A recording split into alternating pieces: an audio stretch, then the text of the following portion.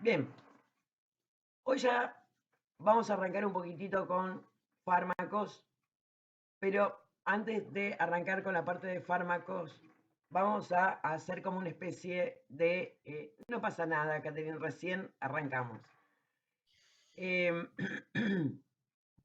vamos a hablar un poquitito de la fisiopatología de algo que es de todos los días. ¿Qué es lo que ocurre y qué es lo que pasa con la inflamación? ¿Qué es la inflamación? ¿Qué es lo que produce? ¿Y cómo nosotros desde la farmacología podemos disminuir la inflamación? Para la inflamación vamos a ver que existen dos grupos farmacológicos, que por un lado tenemos los AINES, que precisamente se llaman antiinflamatorios no esteroides, y los corticoides. Los AINES los conocemos todos. Ahora cuando los nombremos van a ver que todo el mundo conoce los AINES y que todo el mundo consume AINES y que todo el mundo sabe qué son. Pero por ahí hay cosas que obviamente no.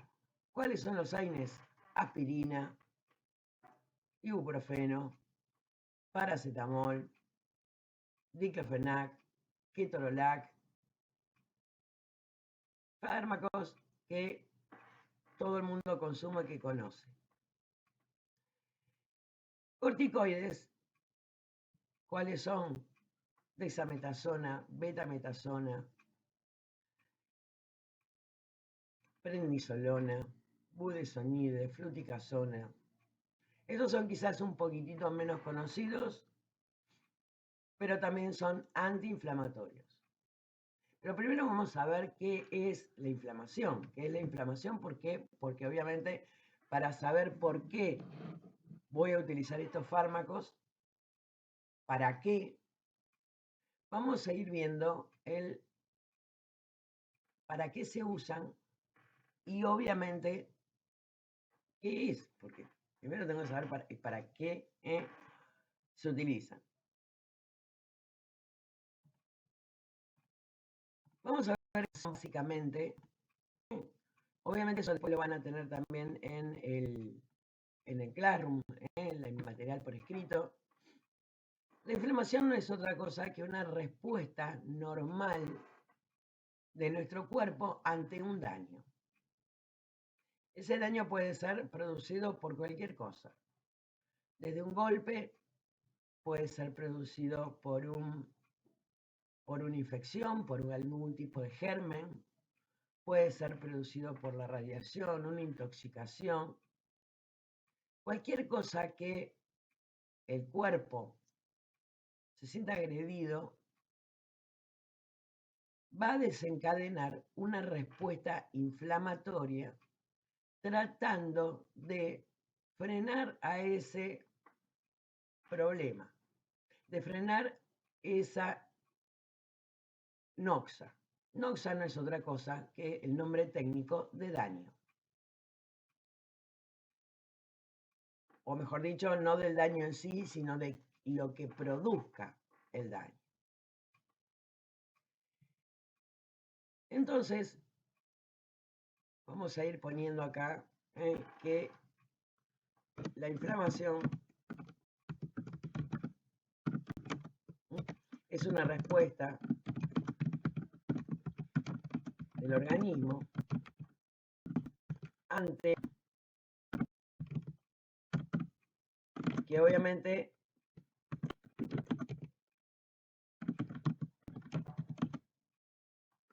controlar ese daño.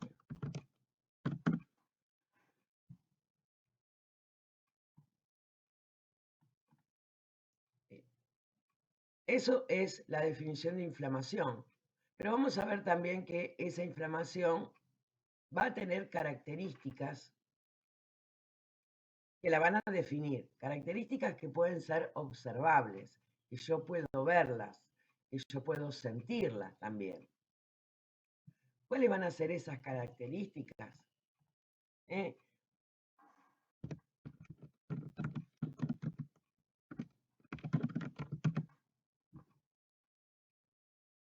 la tétrada de Celso, en realidad. Son 4. Muy bien. Las características de esa inflamación van a ser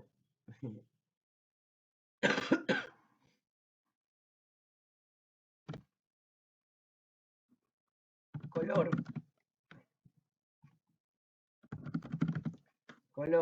calor, tumor,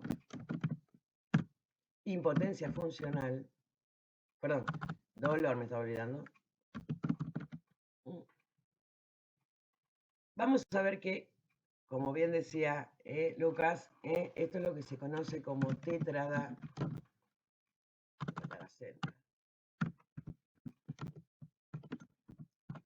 de Celso.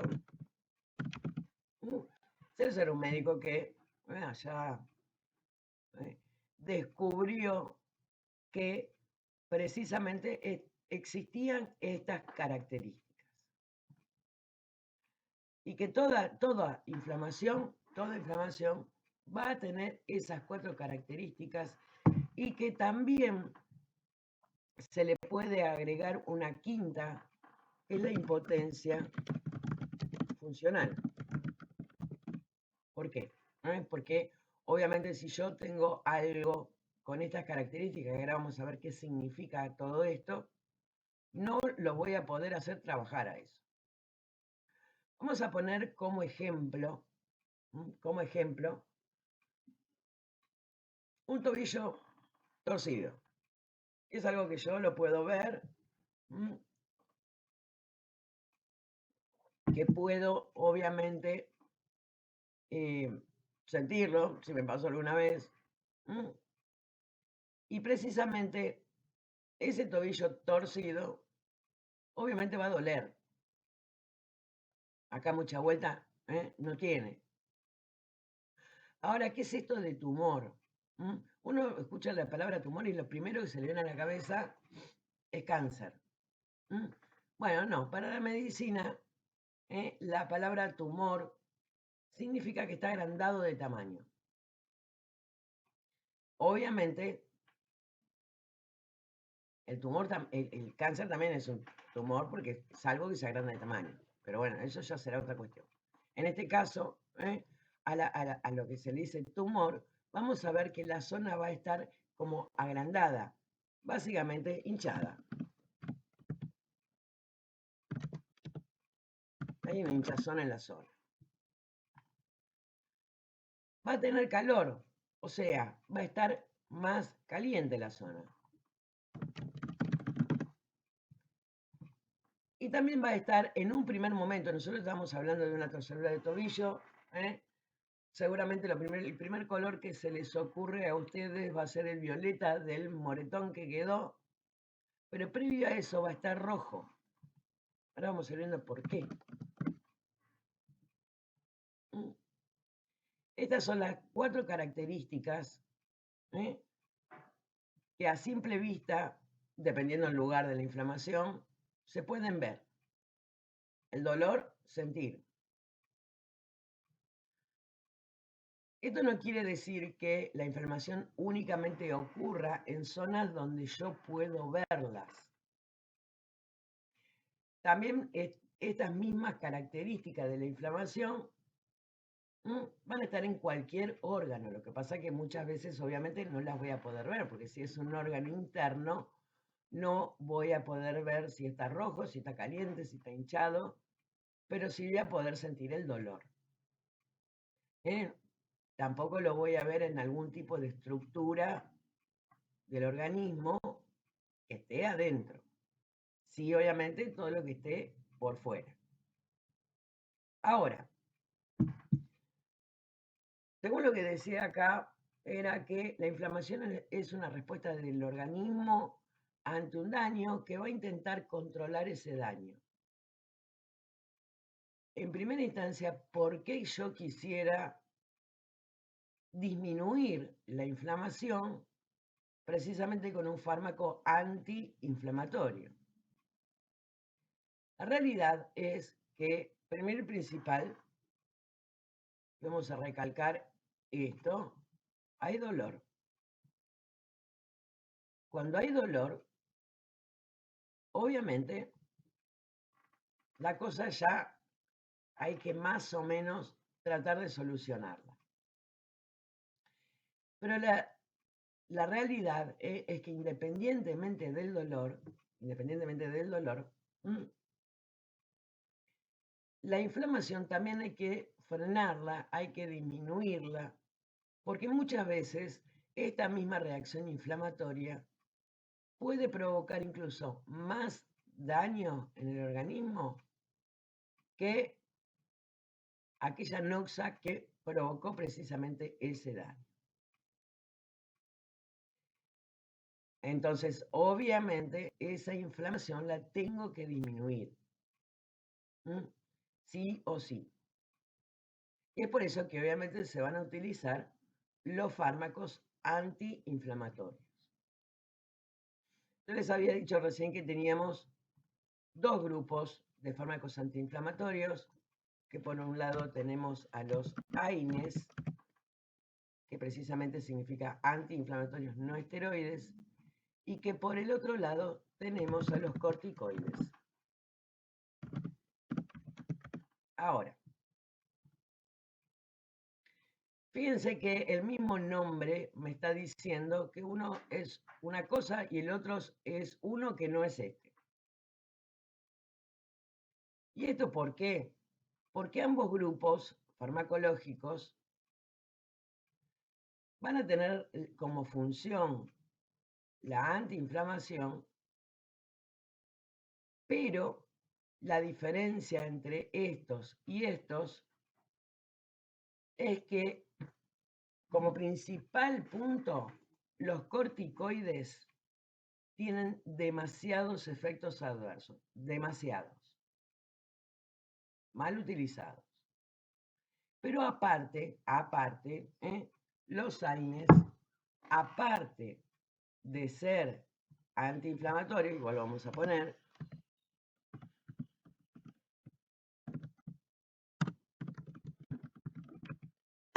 también van a ser analgésicos y antipiréticos.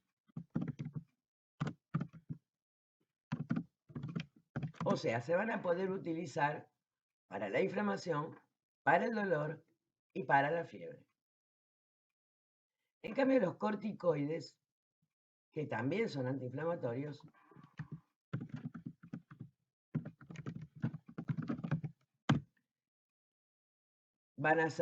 también van a tener un efecto antialérgico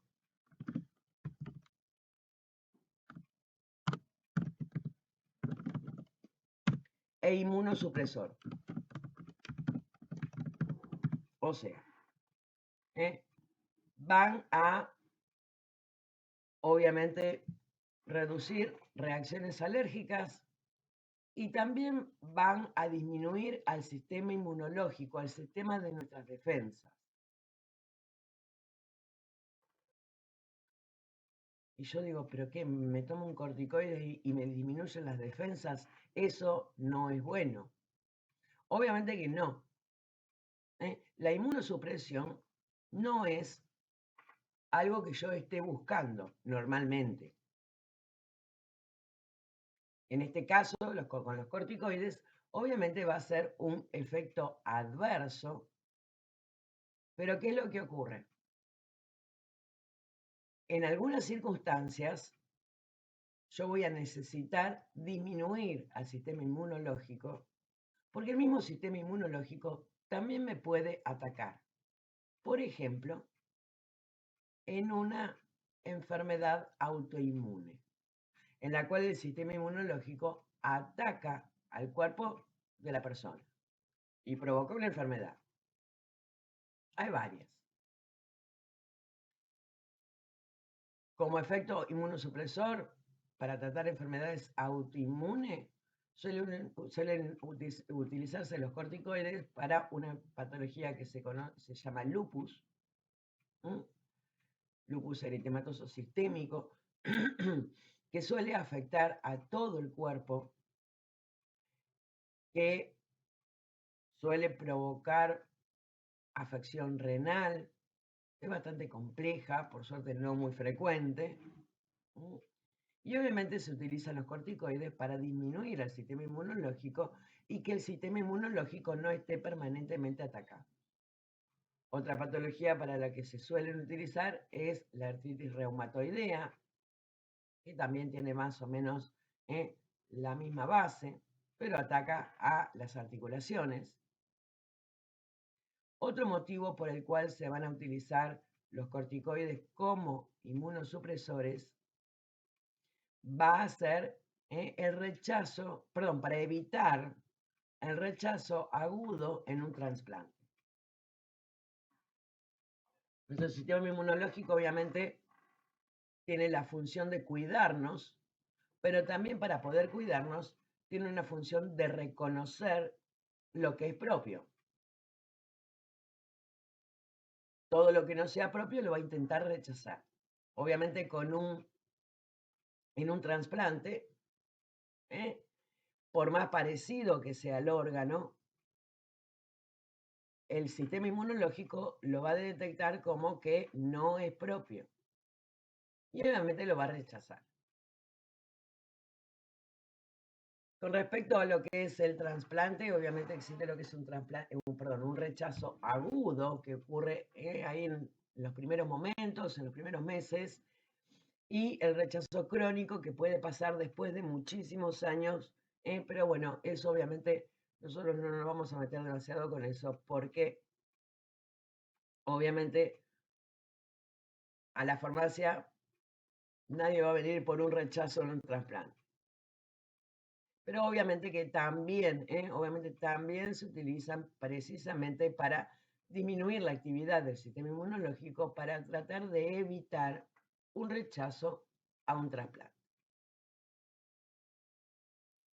Como antialérgico, realmente es muy bueno, son muy buenos los corticoides como antialérgicos, pero la mayoría de las veces se van a dejar reservados para reacciones alérgicas graves. ¿Por qué? Porque obviamente, ahora cuando veamos los efectos adversos que tienen los corticoides, vamos a ver que realmente son fármacos medio peligrositos. Y como antiinflamatorios, no hay fármaco que supere a los corticoides en su efecto antiinflamatorio. No existe. Vamos con los AINES. También tienen efecto antiinflamatorio. Después vamos a ver que tienen muchísimos menos efectos adversos, aunque la televisión te diga que no provocan nada. Si ustedes miran la tele, van a ver que está plagada de publicidad de ibuprofeno, paracetamol, y vamos a hacer un par de aclaraciones con respecto a esos dos fármacos. Analgésicos. Tienen la capacidad de inhibir el dolor. Y también antipiréticos, o sea, disminuyen la fiebre. De hecho, son los, como analgésico o como antipirético, son las dos cosas por las cuales más se utilizan este tipo de fármacos. En las cuales, obviamente, la persona va a ir a la farmacia a comprar un ibuprofeno o paracetamol. Pero fíjense, y acá, porque vamos a insistir con respecto al efecto analgésico. Los corticoides en ningún momento, en ningún lugar me dice que son analgésicos. Pero un corticoides puede llegar a disminuir el dolor. ¿Por qué?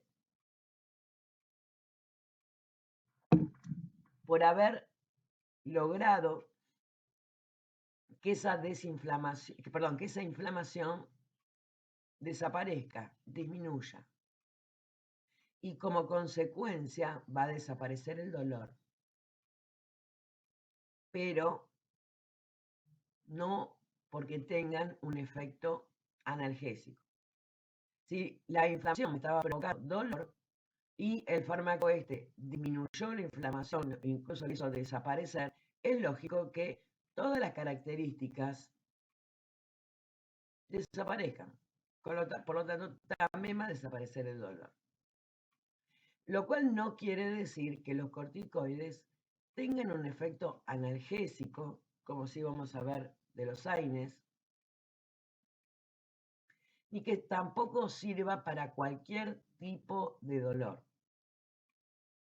¿Va a disminuir el dolor inflamatorio? Sí, pero a través de disminuir la inflamación, no por efecto analgésico. Es como decir, chao, muerto el perro, se acabó la rabia. No tengo inflamación, no voy a tener dolor.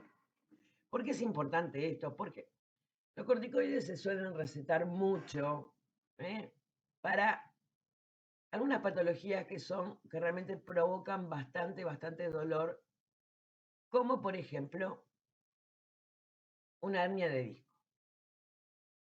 una distensión muscular. Muchas de las patologías traumatológicas, distensión de ligamentos, van a provocar obviamente inflamación en la zona y mucho dolor. Entonces, ¿qué es lo que se utiliza?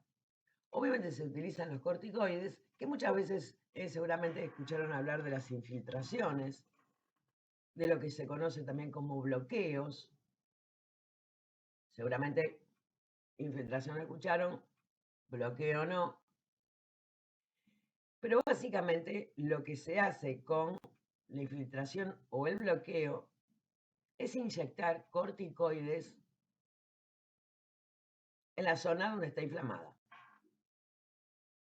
Si es una hernia de disco, si es un músculo que tiene una distensión o un desgarro, si es un ligamento de alguna articulación que está también con problemas, se aplica un corticoides en la zona y eso desinflama. Desinflama muchísimo. Y el dolor obviamente va a desaparecer. ¿Qué es lo más común? Che, vos sabés que fui al médico y yo tenía un dolor muy parecido al tuyo. Igual no tendrás lo mismo que yo. Mira, a mí me dieron esto. Sácate. Tenía el mismo dolor. A mí me sacó el dolor. No, no me sacó el dolor. Me sacó la inflamación. Y al irse la inflamación, el dolor se fue. Muchas veces nos vamos a encontrar en la farmacia que van a venir a buscar corticoides para calmar un dolor importante en el cual no. No, porque obviamente no es analgésico. Me duele mucho la cabeza, un corticoides no me lo va a sacar. Y sí me va a cargar de un montón de efectos adversos. Por eso hago tanto hincapié con esto del efecto analgésico o no. Y nunca nos tenemos que olvidar de la automedicación y que obviamente para poder completar la automedicación la persona va a ir a la farmacia a comprar el medicamento que escuchó, que leyó, que googleó, que vio en la tele.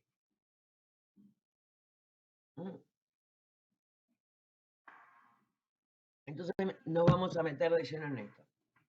Vuelvo a repetir, la mayoría de los fármacos que vamos a ver hoy, los AINES,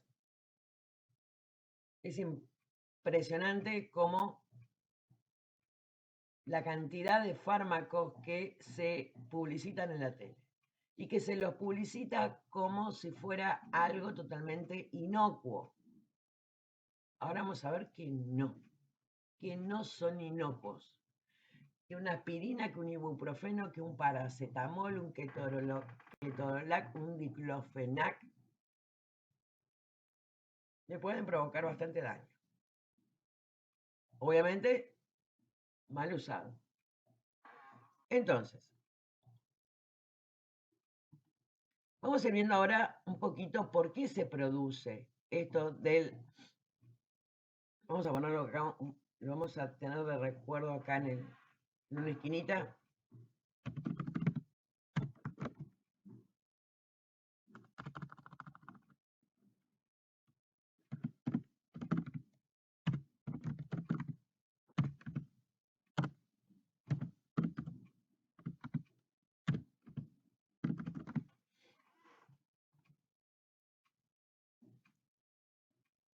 Todo este tipo de características empieza a aparecer ¿en qué momento? Cuando el cuerpo recibe la agresión, sea de lo que sea, hay determinadas células de nuestro organismo van a empezar a liberar sustancias, a producir sustancias. Estas sustancias se las va a conocer como mediadores de la inflamación. Y obviamente estos mediadores de la inflamación van a cumplir varias cosas que van a hacer que esté rojo, que esté caliente, que esté hinchado y que duela. Estas sustancias son varias, pero sobre la que nosotros vamos a actuar, y ahora vamos a ver por qué, con este tipo de medicamentos, se denominan prostaglandinas. Vuelvo a repetir, prostaglandinas son mediadores, uno de los tantos mediadores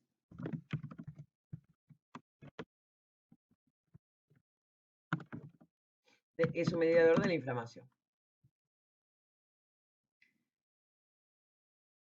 que va a terminar siendo responsable de todas estas 4 características. Y ahora vamos a ir viendo el por qué. Las prostaglandinas, cuando actúan sobre un vaso sanguíneo, que obviamente es en los vasos sanguíneos que están ahí en el lugar donde se produjo la lesión, obviamente se van a activar estas prostaglandinas, ahora después vamos a ver de qué manera se activan. Estas prostaglandinas sobre el vaso sanguíneo van a provocar una vasodilatación. El vaso sanguíneo obviamente más ancho. Al estar más ancho el vaso sanguíneo, la pared de ese vaso sanguíneo va a estar más finita, porque va a estar más estirada. Eso, que la pared del vaso sanguíneo esté mucho más finita, va a permitir la salida de líquidos, no de sangre, pues si sale sangre es porque hay una hemorragia. Va a salir hacia el exterior del vaso sanguíneo los líquidos, parte del plasma, lo que se conoce plasma, no todo entero, sino que va únicamente los líquidos. Y eso es lo que me va a provocar, digamos, que toda la zona esté hinchada, porque hay una acumulación de líquido afuera. De hecho, cuando yo toco lo siento hinchado.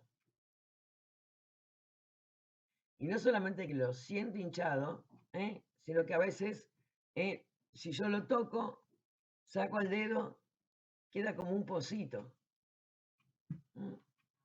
¿Por qué? Precisamente porque ahí abajo de la piel está encharcado de esos líquidos que se escaparon de los vasos sanguíneos por estar totalmente anchos y la pared muchísimo más finita. Esto es algo que yo lo voy a ver a simple vista en cualquier parte del cuerpo que esté a la vista. Obviamente, lo que esté por dentro no lo voy a ver, pero va a ocurrir exactamente lo mismo. Obviamente, al estar mucho más ancho, esa vasodilatación que tiene el vaso sanguíneo, va a haber una mayor cantidad de sangre pasando por ahí. Y precisamente me va a dar estas dos características, lo del calor y lo del color. Hay mayor cantidad de sangre, lo voy a ver más rojo. Si hay una mayor cantidad de sangre, también va a estar más caliente. Obviamente, el escape de líquido hacia afuera, esa hinchazón, también va a contribuir al dolor. Aparte, digamos, del dolor que pueda provocar ya todo esto. Y por el otro lado, también las prostaglandinas van a sensibilizar al dolor. O sea, van a hacer que el dolor yo lo perciba más fuerte de lo que ocurriría. Entonces acá estamos viendo que precisamente esta sustancia que se produce, este mediador de la inflamación, va a ser un poco el responsable de estas 4 características que me estaban definiendo precisamente la inflamación. Ahora, obviamente, para poder hacer desaparecer todo esto, yo lo que debería hacer, obviamente, es anular, hacer desaparecer a las prostaglandinas. Ahora, ¿qué es lo que ocurre? Esto ya se produjo. Se produjo porque en el mismo momento en el cual se empezó a producir la inflamación, ya se están produciendo. Y ya no puedo sacar algo que ya se produjo o que se va a seguir produciendo. Es como si yo dejo abierta la canilla de la pileta, me voy y se me empieza a inundar la cocina. Va a ser más fácil cerrar la canilla para impedir que se siga inundando que tratar de sacar todo ese agua que se acumuló con un secador. Entonces, obviamente, lo que se va a hacer, lo que se va a tratar con este tipo de fármacos, con los AINES, precisamente es impedir la producción de prostaglandinas. ¿Cómo lo va a hacer? Bueno, ahora vamos a ver, esperen que borro esto. Vamos a ver que precisamente las prostaglandinas se van a producir en una reacción química que va a ocurrir en nuestras células. ¿Se acuerdan cuando veíamos la parte de mecanismos de acción de los fármacos? Que habíamos visto que algunos alteraban una función enzimática. Bueno, acá tenemos el claro ejemplo. Dentro de en las células hay sustancias, no nos importa ahora un poquito. A Lucas sí le va a importar porque en la facultad se lo van a preguntar, pero en la farmacia no. ¿De dónde salen estas benditas prostaglandinas? A nosotros no nos va a importar, volver a repetir, porque tendríamos que estudiar membrana celular, todos los mediadores, y la verdad es que tendríamos que estar estudiando un poquito más de 3 meses para poder llegar a comprender cabalmente todo esto.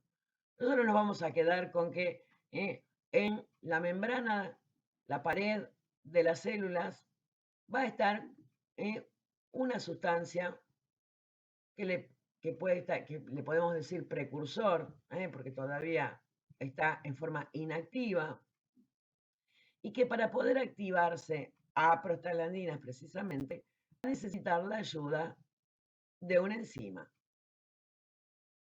Esta enzima, que me transforma precisamente a esta sustancia en prostaglandinas, se denomina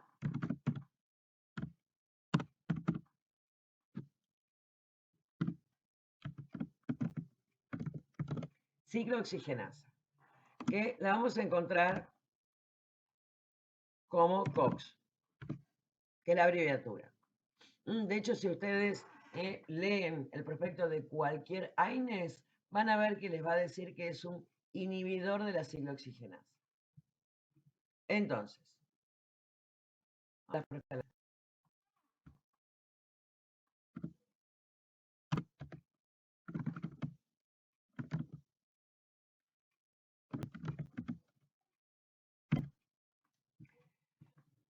prostaglandinas. Entonces, ¿cómo vamos a hacer para lograr que desaparezcan las prostaglandinas? Bueno, de una manera muy sencilla, que es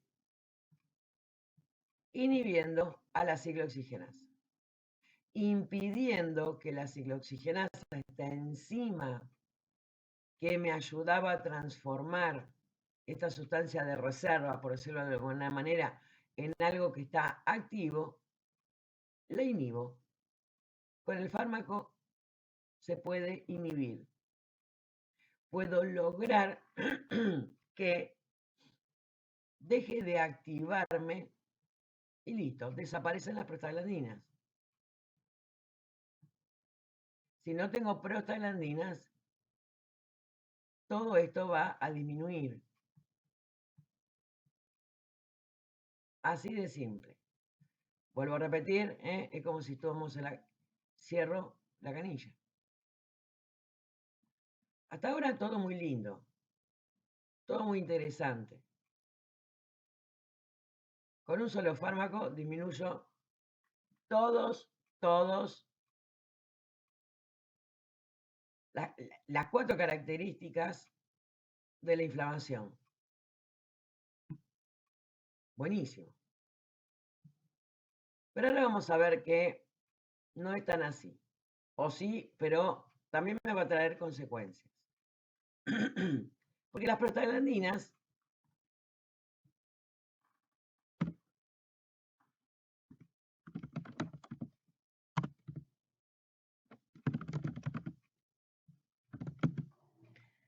como habíamos visto, sí se van a ocupar o sea, van a provocar la inflamación.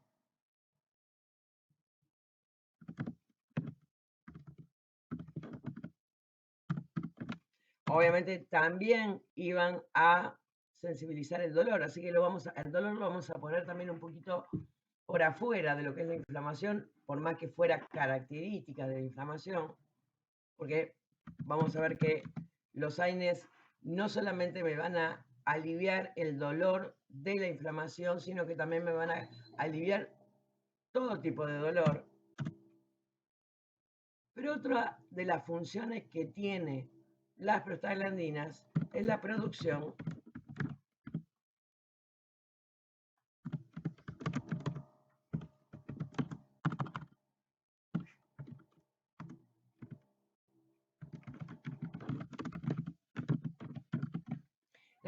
de moco gástrico protector. ¿Qué es esto del moco gástrico protector? Bueno, en nuestro estómago contiene el ácido gástrico.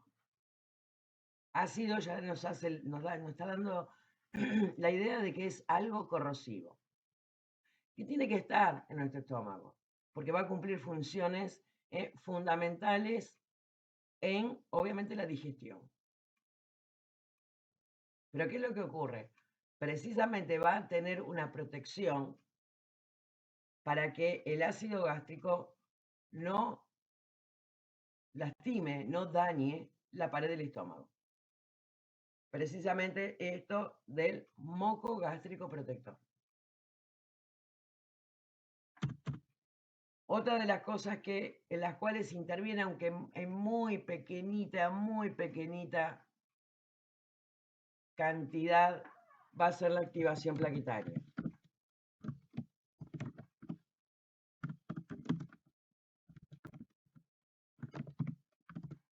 ¿Qué es esto de la activación plaquetaria? Bueno, nosotros en la sangre tenemos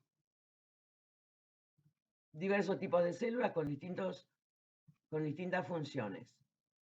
Una de las funciones, las funciones de las células sanguíneas, que van a ser de 3 tipos diferentes. Los glóbulos rojos, que van a ser los encargados del transporte de gases, ya sea oxígeno, ya sea dióxido de carbono. Los glóbulos blancos, que van a formar parte de nuestro sistema inmune. Y las plaquetas, que van a tratar de impedir una hemorragia. ¿Qué es lo que van a hacer las plaquetas cuando un vaso sanguíneo se lesiona? Van a empezar a pegotearse, eso se llama agregación plaquetaria, y van a tratar de adherirse al lugar donde ocurrió la lesión del vaso, para obviamente empezar a impedir o tratar de impedir una hemorragia. ¿Mm? Y esperando a que después el sistema de la coagulación, que es una cantidad de sustancias que también andan circulando por la sangre, que se tienen que activar para después realmente formar el coágulo, donde obviamente ahí va a terminar de tapar el agujerito que se hizo en el vaso sanguíneo hasta que el vaso sanguíneo se repare solito.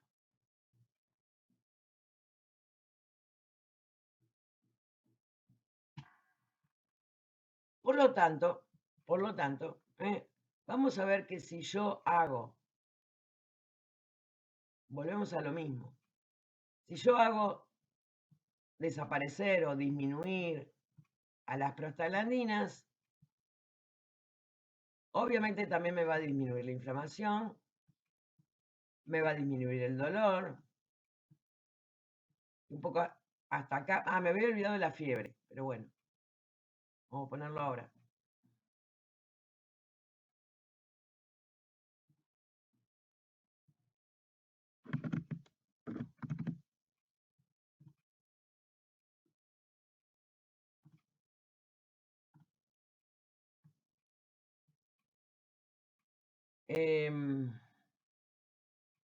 Entonces, habíamos dicho que si yo logro disminuir las prostaglandinas, me va a disminuir la inflamación, me va a disminuir el dolor, me va a disminuir la fiebre, que es lo que yo estoy buscando, por eso lo estoy tomando, porque me duele algo, porque tengo fiebre. Acá ya con la inflamación mucha gente no lo sabe, pero acá nos vamos a encontrar con 2 efectos adversos. La producción de moco gástrico protector también me lo va a disminuir y la activación plaquetaria también va a estar disminuida.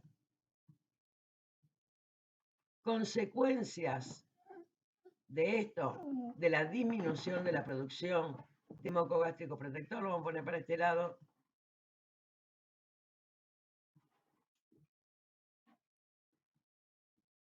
Acidez.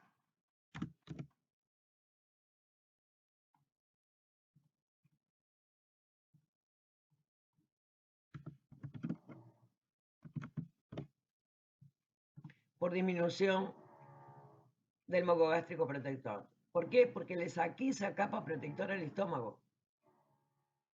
El ácido va a estar en contacto con la pared. Si yo disminuyo la activación plaquetaria, voy a tener hemorragia.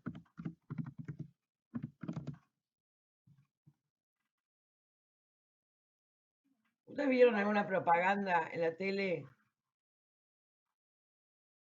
que diga que tomar ibuprofeno, paracetamol, que son los dos que más publicidades hacen, ¿les puede ocurrir esto? No. Hablan de las bondades, pero ninguna publicidad me va a hablar de lo que puede ocurrir. Obviamente después vamos a ver que no es lo mismo tomarme un medicamento, porque, a ver, convengamos que si tengo fiebre, lo voy a tomar. ¿Me va a provocar acidez? Veré. Prefiero tener un poquito de acidez y bajar la fiebre. Con respecto a la activación plaquetaria, o sea, que puede provocar una hemorragia, veré. ¿Por qué? Si estoy con fiebre no me voy a estar preocupando si me estoy afeitando y me corté o si me corté el dedo cocinando o lo que fuere. Y convengamos que tampoco va a ser una hemorragia que me va a matar. En realidad lo que va a hacer es sangrar un poquito más de lo que sangraría normalmente cualquier herida pequeñita. Una herida grande, la plaqueta tampoco la van a frenar. No la van a frenar. Pero esto de la disminución de la activación plaquetaria también va a ser muy útil. Y acá en vez de transformarse en un efecto adverso, se va a transformar en un efecto farmacológico que va a ser precisamente como preventivo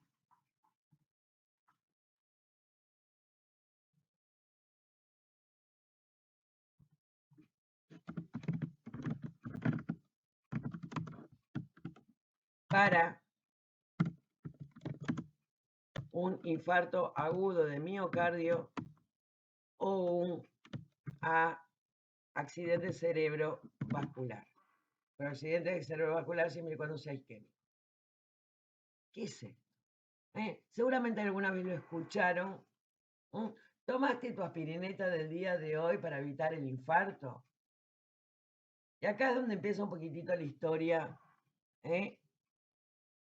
de por qué, que obviamente eso después lo vamos a ver bien cuando veamos hipertensión y todo este tipo de cosas, pero yo tengo que tener en cuenta que, bueno, este vaso sanguíneo medio fiero me salió.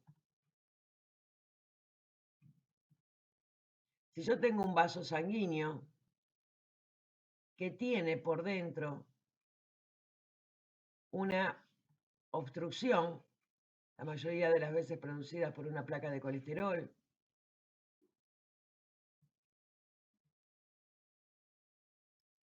muchas veces esto, o sea, las arterias, las venas tienen una doble capa. Muchas veces el flujo turbulento de la sangre, al tratar de pasar por este lugar que está mucho más estrecho, me puede romper, me puede lastimar esta capa interna de un vaso sanguíneo y ahí se activaron las plaquetas. Y si las plaquetas se activaron, y me van a terminar de tapar toda la arteria. Con lo cual el órgano al cual este vaso sanguíneo le estaba llevando sangre, patapufete, sufrió un infarto. Si es el corazón, obviamente, un infarto agudo de miocardio. Si es ese vaso sanguíneo le estaba llevando sangre al cerebro, un accidente cerebrovascular del tipo isquémico. Isquémico porque no recibe oxígeno. Entonces, si yo inactivo esa activación plaquetaria, por más que se dañe, por más que se rompa esta capa interna, no habría problema. Sí, obviamente, si la ruptura hubiera realmente impactado en toda completa la pared del vaso sanguíneo, la sangre no hubiera quedado ahí tapada, hubiera salido hacia el exterior, hubiera ocurrido hemorragia. Acá no va a haber hemorragia porque no hay comunicación con el exterior. Pero bueno, en ese caso, obviamente, sí me va a venir bien precisamente AINES como disminución de la agregación plaquetaria. Ahora, ¿qué personas lo necesitan? ¿Qué personas realmente? Cualquier persona que tenga cualquier patología cardiovascular, sea lo que sea. Para una persona que no tiene nada, que ni siquiera tiene aumentado el colesterol, es al cohete. Es gastar plata al cohete y es, obviamente, aumentar la probabilidad que ocurra una pequeña hemorragia, o por lo menos no necesariamente, vuelvo a repetir, no es que voy a tener una hemorragia que me voy a morir por esa hemorragia. No. Obviamente lo que va a ocurrir es que va a tardar mucho tiempo más en parar, en frenar una pequeña hemorragia. Obviamente, si me tengo que ir a sacar un diente, va a tardar va a estar más tiempo cenando y así. En una cirugía acá ya es más complicado. Pero bueno, por eso siempre se pide a toda persona que consuma aspirineta o aspirina de 100 miligramos, ahora vamos por qué esa dosis, no va a haber problema. No es que no va a haber problema, le van a pedir que por favor trate de dejar de tomar la medicación como mínimo una semana antes. Lo ideal son 15 días antes. Para precisamente como preventivo, no se va a utilizar cualquiera, sino que se va a utilizar una dosis de 100 miligramos. La dosis usual, la aspirina común que nosotros podremos llegar a tomar para un dolor de cabeza o para disminuir la fiebre, es de 500 miligramos. Esta es de 100 miligramos. ¿Por qué esto? Y esto es importante. 100 miligramos antes era la dosis pediátrica. Después se sacó porque aparecieron otras cosas. La gran mayoría de ustedes seguramente se criaron con el ibuprofeno y con el paracetamol. En mi generación no, mi generación lo único que consumíamos era aspirina, o no existía. Pero bueno, vamos a ver por qué esto de los 100 miligramos. Y para eso vamos a hacer un pequeño cuadrito. Pequeño no, no es su cuadro, esto, donde vamos a comparar la concentración plasmática a través del tiempo. ¿Qué es esto, concentración plasmática?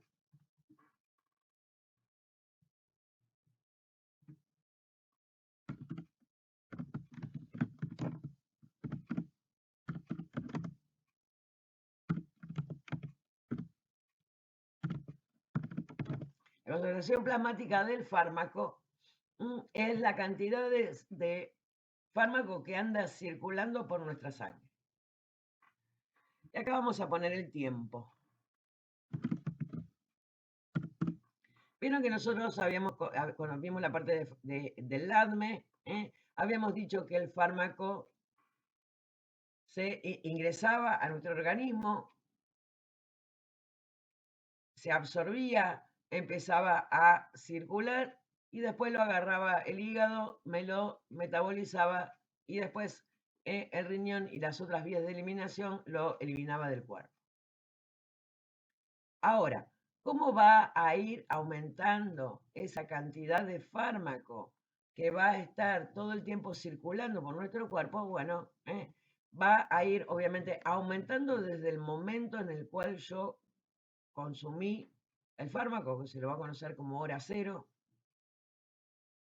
A medida que se va a ir absorbiendo, va a ir aumentando la concentración plasmática hasta un momento en que va a estar bastante estable y en un momento va a empezar a disminuir hasta que desaparece. Nosotros con este gráfico, nosotros no, los estudiosos de la farmacología, con este gráfico, se dieron cuenta de que había 3 líneas, o 2 líneas mejor dicho, en las cuales permitían predecir qué es lo que podía ocurrir. Estaba lo que se conoce como concentración efectiva mínima, o sea, a la cantidad de fármaco que está dando vueltas por la sangre para que haga el efecto. Y estaba la concentración tóxica mínima, o mínima tóxica o mínima efectiva. Lo pueden encontrar como cualquiera de las dos. Y de que esto quiere decir que cuando el fármaco llega a esta cantidad dando vueltas por el organismo, se transforma en algo tóxico. Entonces nos deja todo esta parte del medio, o sea, desde esta concentración hasta esta, ustedes tienen que tener en cuenta que acá va a estar numerado en dosis y acá obviamente en horas.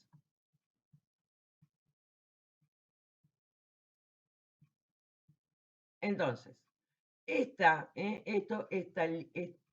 espacio que me delimita la concentración efectiva mínima y la concentración tóxica mínima, se va a conocer como ventana terapéutica.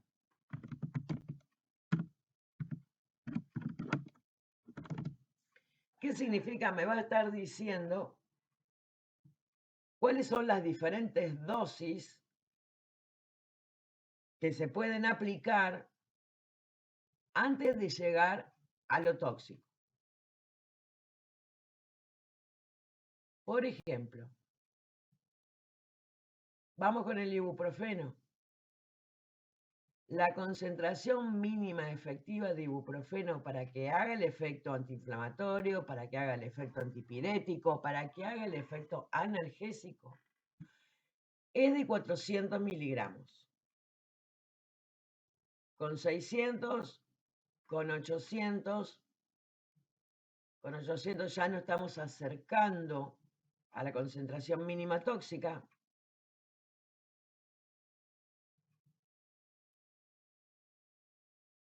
Y ahí es donde nos va a estar marcando la diferencia. ¿Por qué?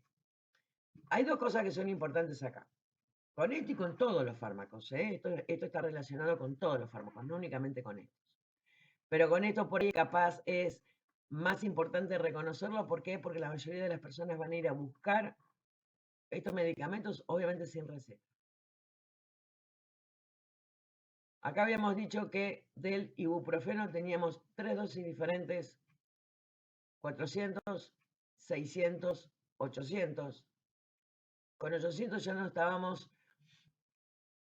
acercando a la tóxica y que obviamente vamos a hacer 3 líneas diferentes.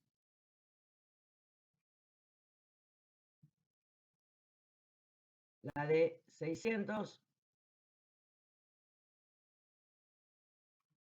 y la de 800.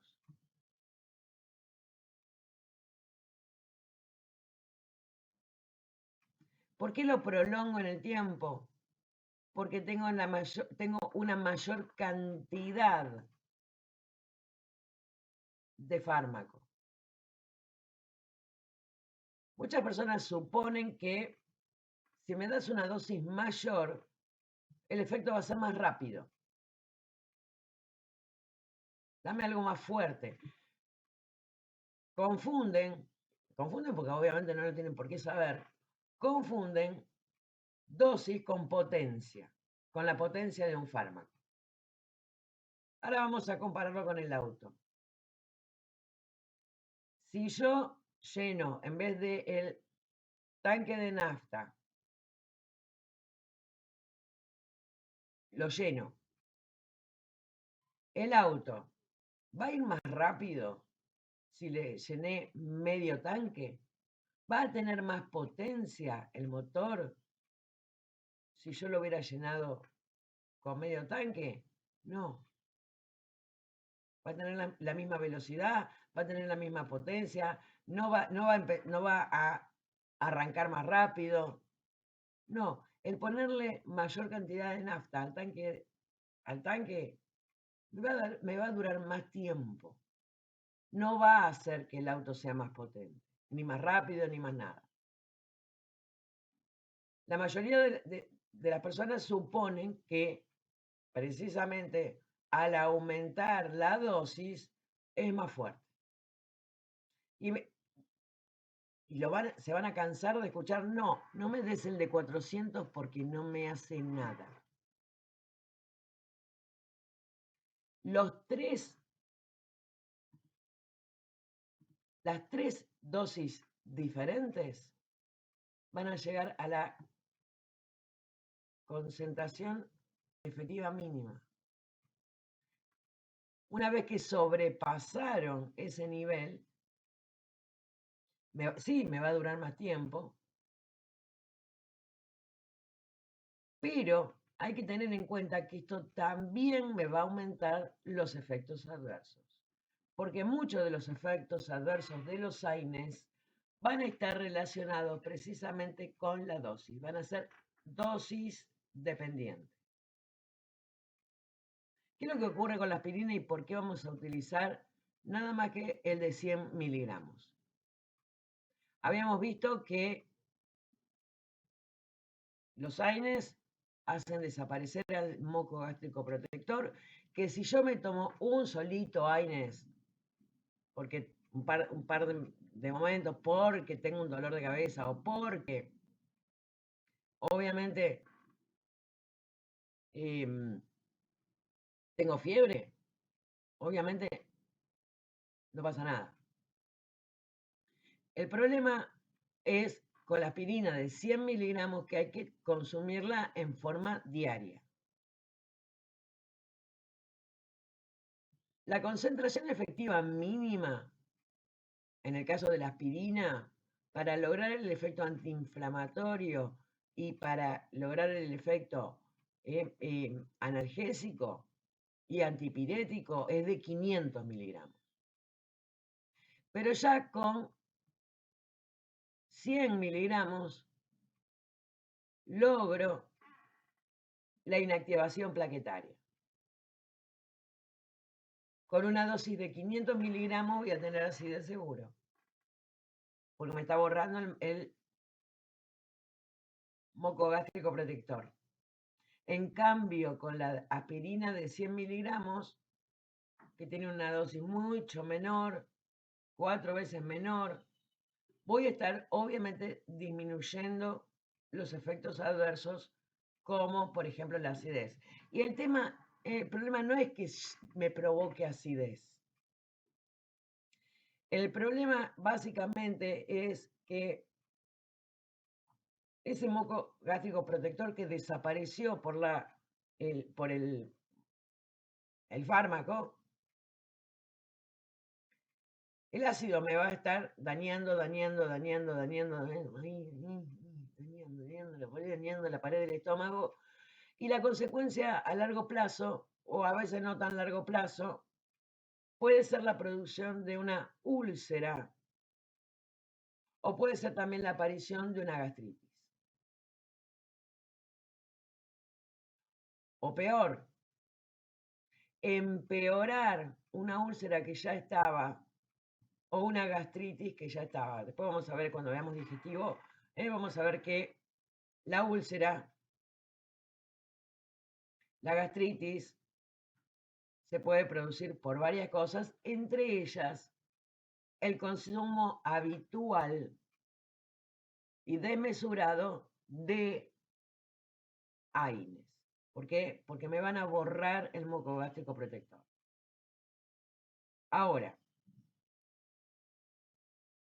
después también vamos a ver que hay algunos AINES que son más gastrolesivos que otros, y el único AINE que realmente puede consumir una persona que tiene algún problema gástrico va a ser el paracetamol, y vamos a ver por qué.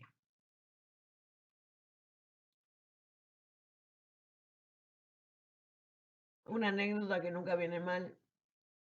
Un amigo de mi hermana, paseador de perros, le dolía los pies. Lógico, la pasaba todo el tiempo caminando, le dolía los pies. Empezó a tomar diclofenac por cuenta propia, porque le dolía los pies.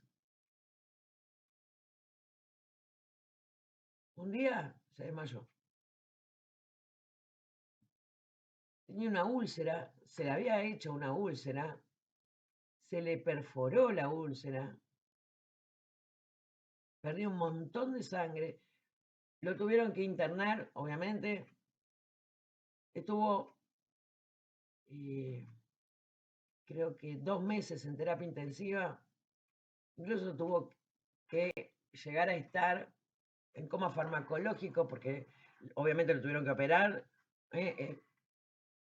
Era un desastre ese abdomen, la cantidad de mugre que tenían, o sea, eso se opera, se tiene que dejar abierto para poder limpiar, y obviamente tienen que tener a la persona en coma farmacológico porque no lo pueden tener con la panza abierta, despierto. Estuvo fácil 5 meses internado por tomar diclofenac de forma abusiva. Yo no lo haría. ¿Cómo venimos hasta ahora? Cuéntenme. Yo borré poquitos hoy, se quedaron dormidos el resto. Muy bien, muy interesante la clase. Gracias, Leti. Ahora vamos a ver precisamente. Buenísimo, Lucas. Lucas, esto es fácil, ¿no? Para vos. Vamos a ver ahora algo que también es importante, porque habíamos dicho y habíamos visto que precisamente los AINES lo que era inhibir la ciclooxigenasa, y que esto de inhibir a la ciclooxigenasa, la COX, resultaba también o sea, resultaba, como bien decimos, en que las prostaglandinas no se produjeran, pero resulta que ahora vamos a ver que existen, y esto es una ventaja. Vamos a ver que existen varios tipos de ciclooxigenasa. Tenemos la COX-1, que podríamos decir que la ciclooxigenasa 1 se produce en todo el cuerpo.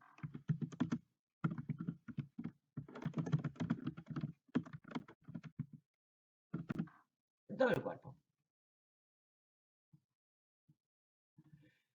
Tenemos a la ciclooxigenasa 2, que se va a producir exclusivamente en el lugar de la lesión.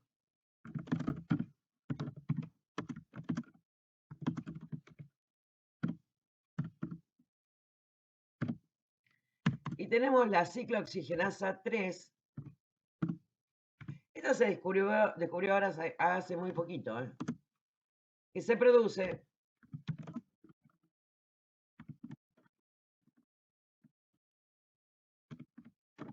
sistema nervioso central. Entonces, dependiendo cuál de todas las ciclooxigenasas yo quiera inhibir,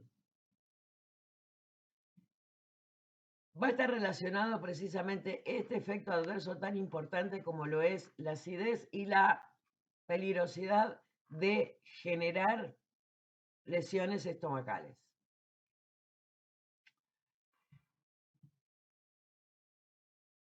La gran mayoría de los AINES, ibuprofeno, paracetamol, no, perdón, no dije nada. Ibuprofeno, paracetamol no. Ibuprofeno, aspirina, diclofenac, ketorolac, dipirona, me van a inhibir a las dos ciclooxigenasas, a la 1 y a la 2. Por lo tanto, este tipo de AINES son los que más daño gástrico van a producir. También tenemos un grupo de AINES que me van a inhibir exclusivamente la ciclooxigenasa 2. ¿Qué ventaja van a tener los inhibidores de la COX-2?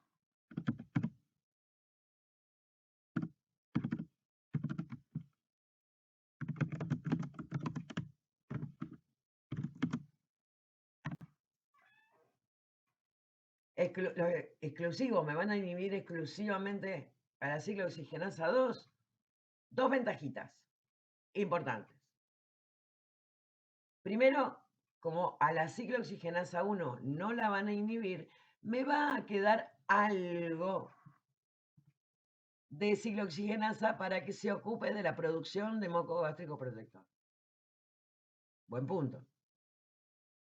No me van a provocar acidez, lo cual no quiere decir que no me provoque ningún otro malestar gastrointestinal. Nosotros nos tenemos que meter en la cabeza que cualquier cosa que tomemos por boca nos puede provocar algún que otro malestar gastrointestinal. Pero acidez, no. ¿Qué otra ventaja van a tener los inhibidores exclusivos de la ciclooxigenasa 2? También porque me dejan un poquito de ciclooxigenasa 1. Obviamente tampoco van a tener inactivación plaquetaria. No van a disminuir la activación de las plaquetas. Desventaja, tiene dos. Después los vamos a ver, los Coxib, Colecoxib, por ejemplo, tremendamente caros. Carísimo.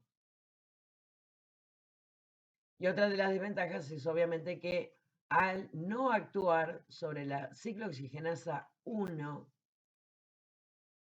no me va a disminuir la fiebre, no me sirven como para disminuir la fiebre. Van a tener sí un efecto antiinflamatorio, sí un efecto analgésico, pero no van a tener efecto antiinflamatorio, perdón, antipirético, porque a la ciclooxigenasa 1 la dejan ahí en banda. Obviamente, y debido al alto costo que tienen estos medicamentos, por lo general se van a utilizar en personas que tengan que hacer un tratamiento prolongado,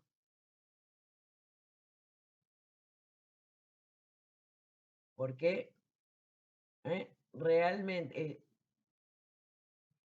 o sea, una persona que tenga que hacer un tratamiento prolongado, sí o sí va a tener que, si no, también hacer un tratamiento para ver cómo alivianamos un poco la falta de moco gástrico.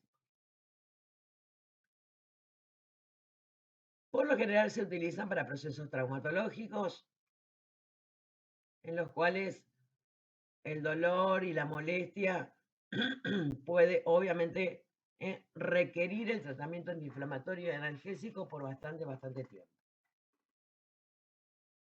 Ahora, ¿qué ocurre con la ciclooxigenasa 3?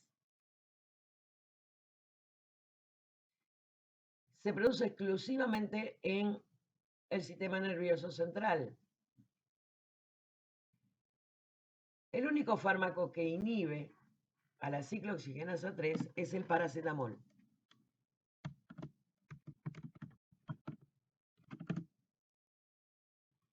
¿Qué ventaja va a tener el paracetamol con respecto a los otros? Que me va a inhibir a la ciclooxigenasa 3 que está ahí en el sistema nervioso central y que obviamente me va a como apagar el dolor, como apagar la inflamación desde la central. Es como si yo quiero apagar todas las luces de casa y tengo que empezar a bajar todas las llaves. Acá con el paracetamol bajo una sola llave, que es la térmica de la casa, y apago todas las luces juntas. Pero también tiene la ventaja de que no va a provocar acidez, porque obviamente a la ciclooxigenasa 1 se sigue produciendo y no, porque no va a estar inhibida, porque únicamente inhibió a la 3. Entonces es el AINES indicado, por decirlo de alguna manera, para cualquier persona que tenga, obviamente, problemas gástricos. ¿eh?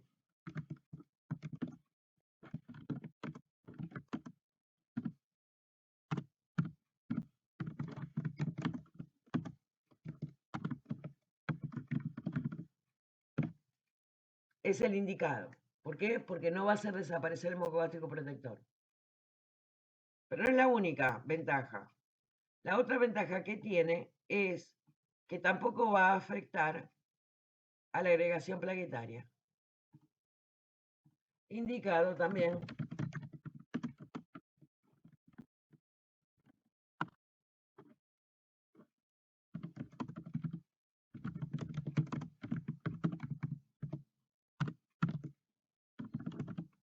para cualquier persona que tenga un problema hemorrágico, el paracetamol es el indicado. ¿Por qué? Porque obviamente una persona que tenga gastritis, una persona que tenga úlcera, una persona que tenga algún problema hemorrágico, algo en algún momento le va a doler. Obviamente también puede llegar a tener fiebre. Y que no le vamos a dar nada que va a aumentar el riesgo de que se agrave esa úlcera o esa gastritis o que tenga problemas hemorrágicos. No, bueno, acá tenemos uno, el paracetamol. De hecho, el paracetamol es el que está ahora indicado, sí o sí, no puede ser otra cosa que paracetamol en los casos de dengue. Vieron que el dengue ahora es como que empezó a bajar la historieta del COVID, ahora ya empezó a hinchar el dengue. Parece ser que estamos medio... Bueno, el dengue, por lo general, en la primera infección, transcursa como un resfrío común, un poquito más fuerte, pero en la segunda infección con el virus del dengue puede provocarse o producirse lo que se conoce como dengue hemorrágico, que es el jodido, que es el embromado. Muchas veces el dengue también puede dar un primer cuadro asintomático. O sea que yo pude haber tenido dengue y no haberme dado cuenta, pensando que era un resfrío común. Me vuelvo a pescar dengue y puedo llegar a tener dengue hemorrágico. Ahí, si yo le doy para bajar la fiebre, para las molestias, para los dolores, una aspirina, un ibuprofeno, y le voy a provocar una mayor problemática hemorrágica. Entonces, es por eso que el paracetamol es el indicado también para personas con personas hemorrágicas y con úlcera, con gastritis, con lo que sea. Y también podríamos decir que es una, una solución no mágica para aquella persona que tenga que hacer un tratamiento analgésico crónico. Y digo analgésico, ahora vamos a ver por qué. Económica, aquellas personas que tienen que consumir un inhibidor de la COX-2. El único problema que tiene el paracetamol es que carece de efecto antiinflamatorio. Es analgésico y antipirético, pero no tiene efecto antiinflamatorio porque precisamente todavía me siguen dando vuelta las dosis oxigenasas, sobre todo la que se produce en el lugar. Entonces, no tiene efecto antiinflamatorio. A esta persona que tiene que tomar un Coxib, como les decía recién, son carísimos, se va a utilizar obviamente como posibilidad un poco más económica el paracetamol. A pesar de que no tenga efecto antiinflamatorio, se lo va a utilizar exclusivamente por su efecto analgésico y se va a, obviamente, a elegir ese porque es el único que no me saca el moco gástrico. Pero ojo, porque el paracetamol, aparte de no disminuir la inflamación, tiene otra complicación un poco más compleja, que es la intoxicación con paracetamol. La intoxicación es mortal. La dosis para el adulto va a ser de 10 gramos. Y ustedes me van a decir, ¿qué se va a tomar 10 gramos de paracetamol? ¿Sí?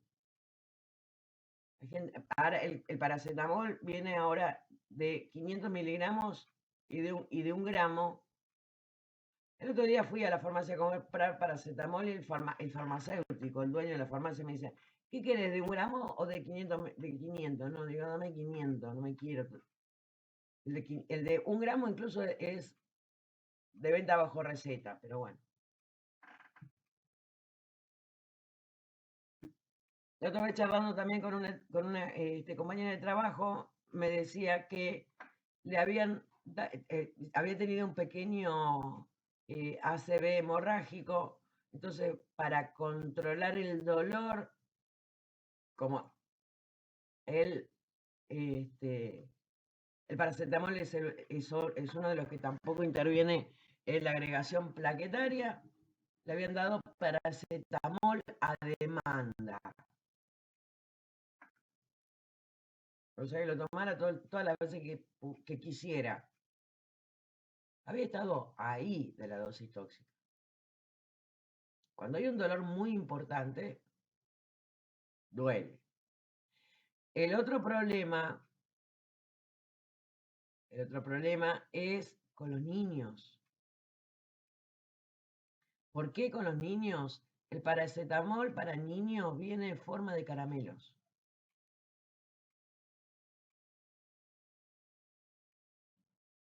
Que son masticables. La mamá al papá le dio un paracetamol masticable, un caramelito de paracetamol para que se le vaya el dolor o para que se le vaya la fiebre. El pibe que va, uy, encontré los caramelos. Encontré los caramelos. Siempre hay que advertirle a una persona que compre en la farmacia esta presentación, explicarle muy bien que esos caramelitos los tiene que esconder. Porque si el niño se come todo el paquete de caramelitos, y va a estar con un problemita importante. Sí, el mejoralito, tal cual ese. Y a una persona adulta que va a comprar paracetamol a la farmacia, recomendarle que no tome más de 4, si son de 500 miligramos, más de 4 por día, ni más de 2 por día si son de 1 gramo.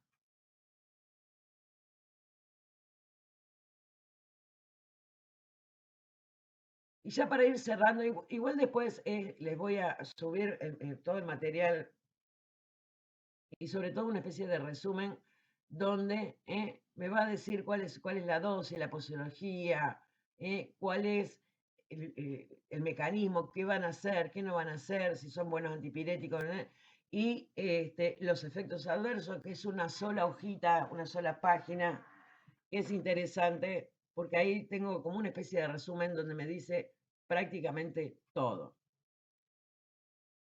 Con respecto a la aspirina, como les decía, ya prácticamente la aspirina no se usa, excepto yo, que me encanta la aspirina. Ahora no, ahora estoy con el paracetamol. Yo ya estoy viejita, me duele hasta el pelo, pero bueno. No, encima tengo una hernia de disco que a veces cuando estoy mucho tiempo sentada, después no me puedo parar por un rato largo. La aspirina prácticamente ya no se usa, excepto como obviamente antiagregante plaquetario. Ibuprofeno, habíamos visto que en esa curvita teníamos 3 dosis, que era la de 400, la de 600 y la de 800. La única que es de venta libre es la de 400, pero la que más se va a vender es la de 600, a pesar de que debería venderse con receta. Entonces nosotros ahí le tenemos que obviamente explicar, mira, si te llevas el de 400 lo tomás uno cada 6 horas. Si te llevas el de 800, perdón, el de 600, tenés que tomarlo uno cada 8 horas. No es la misma posología, ¿por qué? Porque la dosis es mayor. Y el de 800, bueno, uno cada 12. Si la persona quiere un efecto más rápido, tenemos formas farmacéuticas que van a actuar en forma más rápida, como las cápsulas de gelatina blanda. Ahí sí, porque en el proceso de administración, cuando la persona lo consume, llega al estómago, se libera mucho más rápido porque la gelatina se disuelve mucho más rápido y va a hacer efecto más rápido. Aumentar la dosis no va a hacer que haga efecto más rápido, ni que haga más efecto.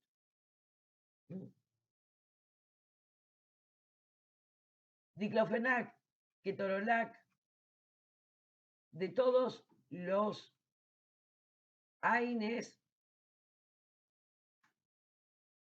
son los más potentes, pero también los más potentes para romper el estómago. Son los dos que son más gastrolesivos. Diclofenac, la única dosis que debería estar de venta libre es la de 25 miligramos. ¿Saben cuál se vende todos los días? La de 75.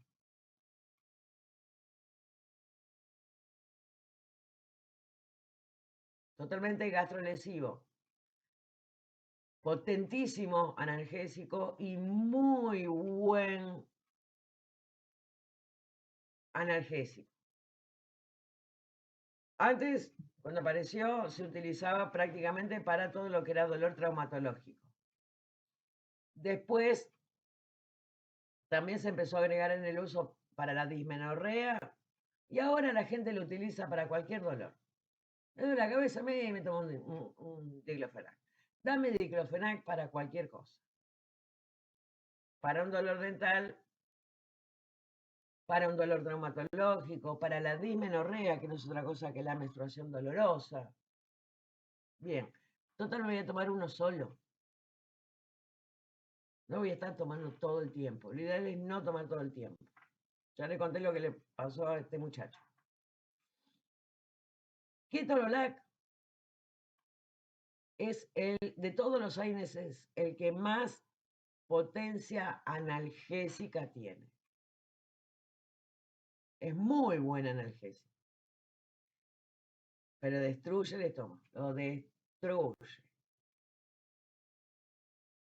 También otro de los fármacos que vamos a tener que vender sin ningún tipo de restricción. Las personas la van a ir a buscar también para cualquier tipo de dolor. por lo general lo van a ir a buscar para un dolor dental, que son insoportables, y antes que les vendan a la persona un antibiótico, prefiero un ketorolac. Ya vamos a ver el tema, qué es lo que pasa con el tema de antibióticos, pero sí con la recomendación de que no lo tome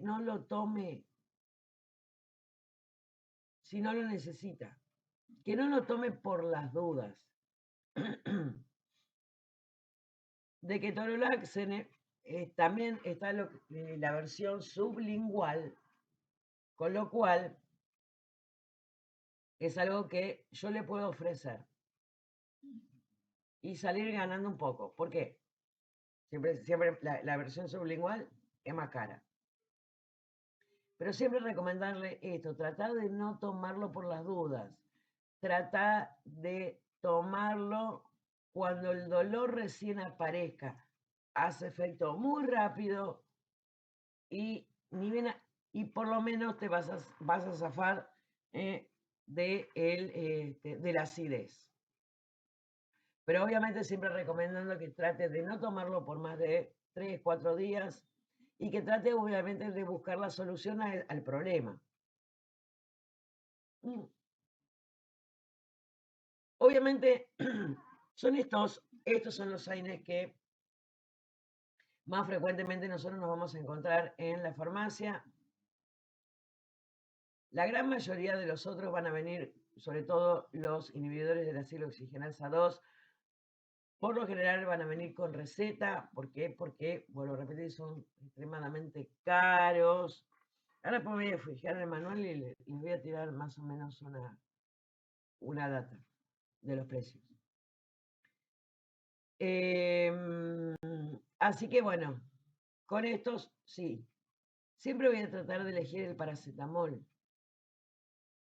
Fíjense que es uno de los que menos problemas me va a dar. Pero siempre haciendo la recomendación, ojo, no te hagas el vivo, no tomes más de 4, más de 2, dependiendo de la dosis. Esconde los caramelitos de los chicos, porque, vuelvo a repetir, puede provocar una insuficiencia hepática mortal. ¿Existe un antídoto? Sí, pero ¿para qué meterlo en semejante bulla?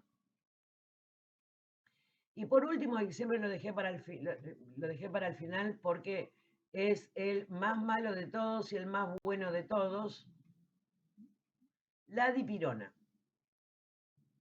Marca comercial más conocida, Novalgina. ¿Por qué digo el más bueno de todos y el más malo de todos?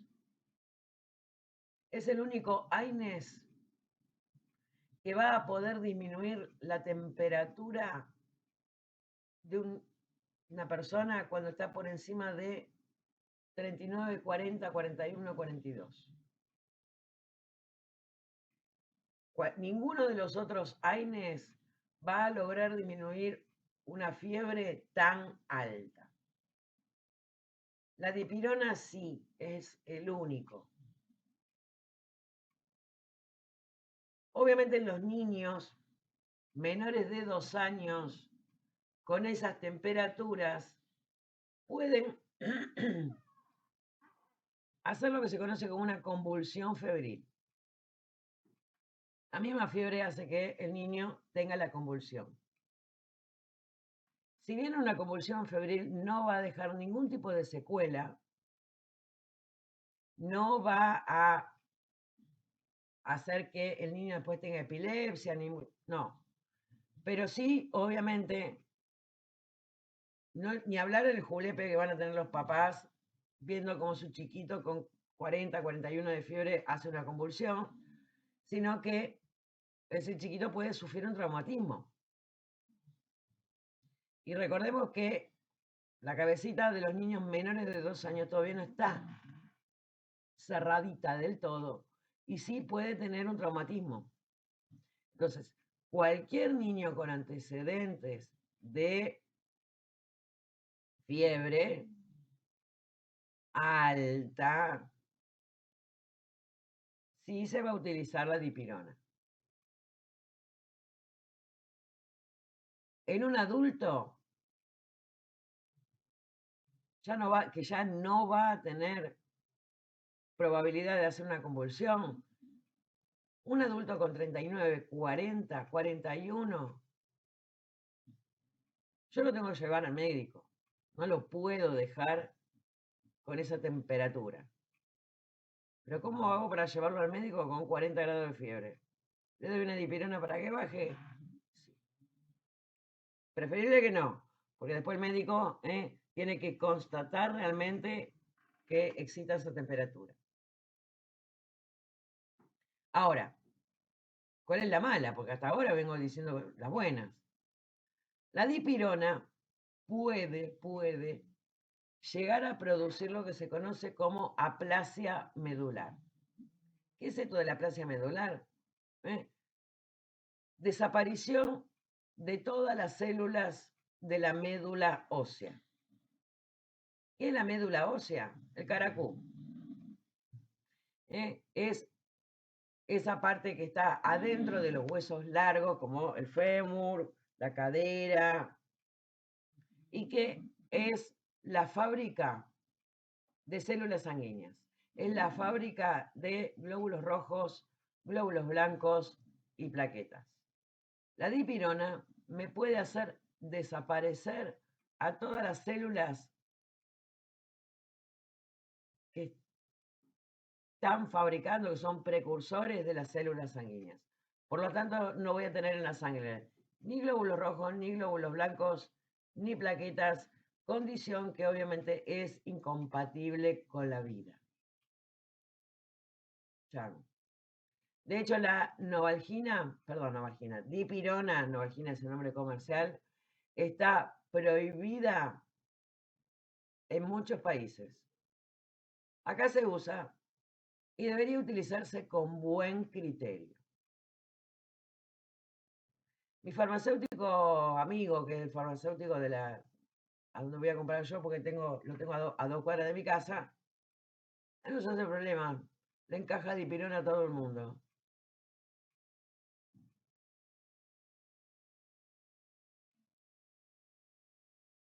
Se ve que no tiene demasiada conciencia, pero bueno. Le debe importar más poder comprarse las camionetas y las motos que tiene, con las que siempre va al trabajo. Y eso es lo que nosotros no deberíamos hacer. Porque que un chiquito, que una mamá le dé a un chiquito, sin haber pasado por el médico, una dipirona y el chiquito le ocurra esto, no estaría bueno. Quiero aclarar también que, bueno, mi generación, nosotros nos criamos a dipirona.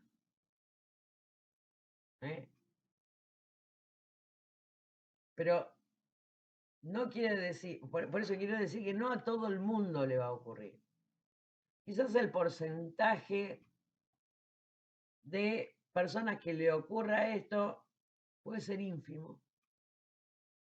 Pero si tengo otras cosas diferentes para tratar eso mismo, ¿para qué arriesgarnos?